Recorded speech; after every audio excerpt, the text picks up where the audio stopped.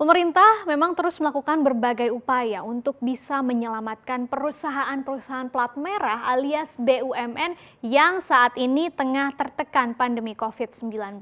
Bahkan di tahun ini saja, pemerintah rela mengucurkan dana bantuan totalnya mencapai 143,63 triliun rupiah kepada 17 BUMN. Dan dana ini disalurkan dalam berbagai bentuk ya, mulai dari pencairan utang dari pemerintah kepada BUMN, kemudian ada penyertaan modal negara juga atau PMN, sampai ada sebutan baru yaitu dana talangan. Ini bentuknya adalah pinjaman, jadi harus dikembalikan lagi oleh BUMN kepada pemerintah. Nah, khusus dana talangan ini besarannya itu hampir 20 triliun rupiah atau tepatnya 19,7 triliun rupiah untuk 5 BUMN. Siapa sajakah mereka yang beruntung mendapatkan bantuan dari pemerintah dan seberapa parah sih sebetulnya kondisi keuangan masing-masing sehingga urgent atau penting sekali untuk mendapatkan dana talangan pemerintah. Kita akan sama-sama membahasnya bagaimana kucuran dana talangan demi selamatkan BUMN.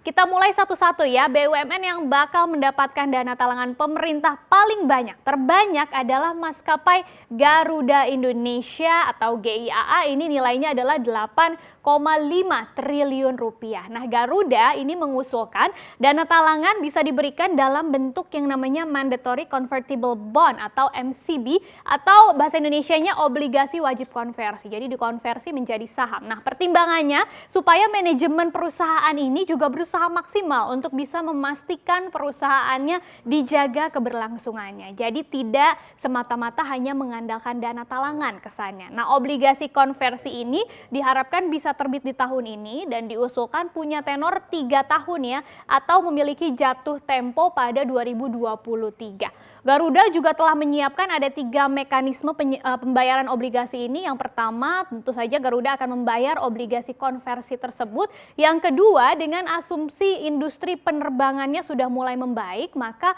Garuda itu juga bisa diharapkan mengambil pinjaman luar negeri untuk membiayai obligasi jatuh tempo. Nah, yang ketiga, obligasi konversi ini juga akan diubah menjadi penempatan modal dan memberi kesempatan ke pemegang saham minoritas untuk ikut berpartisipasi.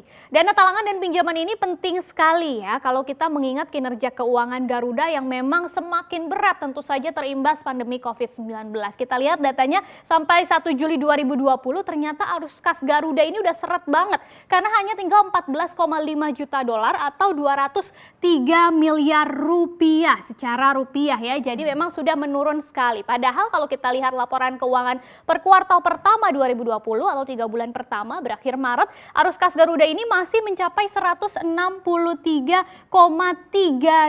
juta dolar Amerika Serikat. Jadi jumlah ini kalau dilihat juga sebetulnya sudah turun hampir setengahnya dari posisi Desember 2019. Nah, tanpa dana talangan dari pemerintah, maka arus kas Garuda ini diprediksi akan minus sampai akhir 2020 ya. Bahkan belum lagi ini ada data juga per 1 Juli 2020, Garuda juga tengah menanggung utang yang menggunung yaitu sampai 2,21 miliar dolar Amerika atau setara dengan 30,9 triliun rupiah. Ini utang Garuda dan ini terdiri dari utang operasionalnya 905 juta dolar Amerika, kemudian ada juga pinjaman jangka pendeknya 668 juta dolar Amerika dan pinjaman jangka panjangnya 645 juta dolar Amerika. Itu baru Garuda. Setelah Garuda, ada BUMN lain yang juga mendapatkan dana talangan yang cukup besar yaitu Holding Perkebunan PT Perkebunan Nusantara 3 dengan nilainya mencapai 4 triliun rupiah. Jadi setengah dari Garuda tadi. Nah, nantinya dana talangan ini akan digunakan untuk tambahan investasi dan modal kerja tentu saja dalam rangka meningkatkan produksi dan profitabilitas perusahaan. Kita lihat rinciannya ini untuk investasi peremajaan sawit sebesar 413 miliar rupiah. Kemudian juga untuk penyelesaian pemupukan di tahun ini itu membutuhkan investasi sampai 965 miliar rupiah. Selain itu dana talangan ini juga akan digunakan untuk perbaikan infrastruktur jalan kebun ya, karena penting untuk kelapa sawit sebesar 652 miliar rupiah. Dan yang selanjutnya untuk pembelian tandan buah segar atau TBS ini 208 miliar rupiah dan pembelian tebu rakyat juga 607 miliar rupiah. Nah, sisanya baru digunakan untuk modernisasi pabrik kelapa sawit sebesar 1,1 triliun rupiah. Untuk skema penyalurannya sendiri, PTPN ini menyerahkan ke pemerintah, ikut pemerintah aja. Tapi PTPN itu punya target bahwa pengembalian dana talangan untuk pokoknya saja itu bisa mulai dilakukan pada tahun 2028, baru kira-kira butuh 3 tahun untuk menyelesaikannya dengan bunganya diusulkan sebesar 2% saja. Nah, seperti BUMN lainnya, memang dana talangan ini juga dibutuhkan PTPN 3 tentu untuk menolong kinerja keuangannya yang saat ini juga sedang terseok-seok karena kesulitan ya. Karena sampai saat ini PTPN juga memiliki beban utangnya sampai 48 triliun rupiah. Nah, PTPN ini menyatakan telah melakukan restrukturisasi utang juga kepada 33 lender dan kreditur. Targetnya ini semua bisa selesai sampai di bulan September 2020. Dengan adanya dana talangan ini, maka pendapatan PTPN 3 dalam 10 tahun ke depan diproyeksi bisa meningkat. Rata-ratanya 3,5% dan laba bersihnya juga bisa naik nih sampai ke 12,8%.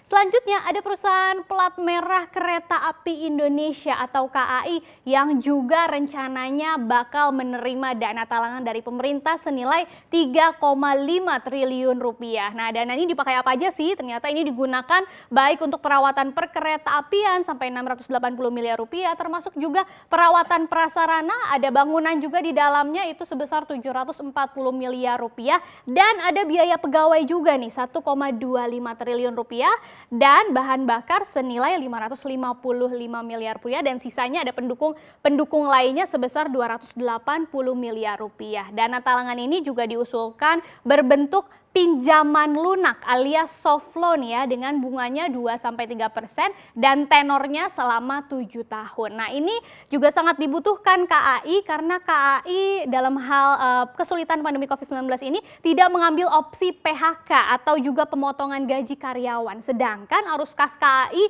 sampai Maret 2020 juga berat nih, udah minus, bahkan ya minusnya dikatakan 693 miliar rupiah. Ini seiring dengan anjloknya jumlah penumpang di tengah pandemi COVID-19.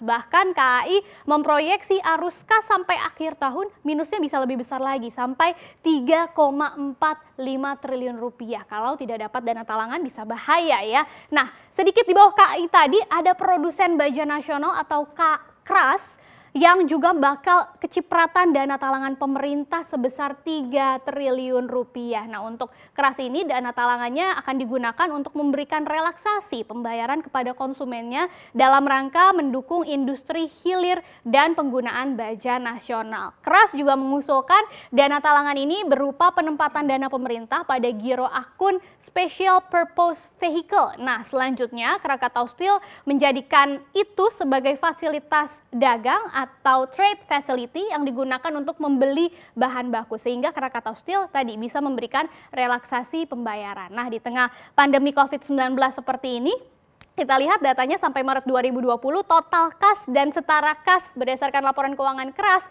itu hanya mencapai 63,69 juta dolar Amerika Serikat, dan sejak bulan April KRAS mencatatkan mulai terjadi penurunan permintaan dan penundaan juga pembayaran dari konsumen perusahaan. Dengan demikian arus kas KRAS ini diprediksi akan negatif nih mulai April kemarin sebetulnya. Untuk itu lagi-lagi dana talangan ini sangat dibutuhkan oleh KRAS untuk bisa meningkatkan angka penjualannya bisa sampai 6-7%.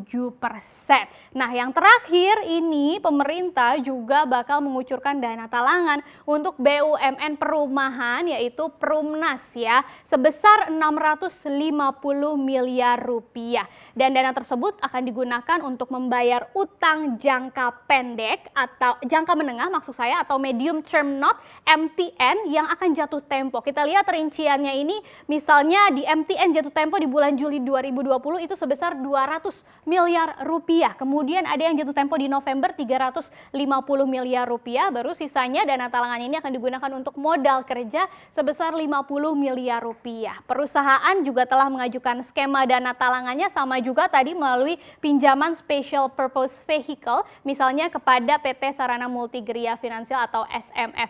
Nah, karena kalau kita lihat untuk menerbitkan surat utang baru itu sudah tidak memungkinkan lagi nih bagi Perumnas dengan kondisi perusahaannya, dan jangka waktu pinjaman ini diusulkan bisa selama 8 tahun, jadi jatuh temponya sekitar 2027 sampai 2028, dan seperti BUMN lainnya, napas Perumnas ini di tengah pandemi juga sudah semakin engap karena sampai bulan lalu arus kas Perumnas ini per Juni 2020 hanya 296 miliar rupiah. Dan penerimaan kas perusahaan juga sudah mulai menyusut sejak bulan April.